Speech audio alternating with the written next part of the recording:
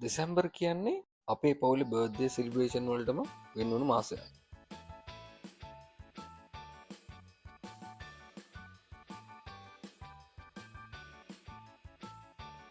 මේ අපේ නංගියාගේ birthday celebration පාටිය. දැන් ඉතින් අපේ නංගියා ලොකුයි. හැබැයි තාමත් මාත් එක්ක රණ්ඩුවටම එන්නේ. එහෙම කියලා යාට තියෙන ආදරේ නම් කිසිම අඩුවක් වෙලා නැහැ. මගේ නංගියට සුබම සුබ උපන්දිනයක් වේවා කියලා ප්‍රාර්ථනා කරනවා.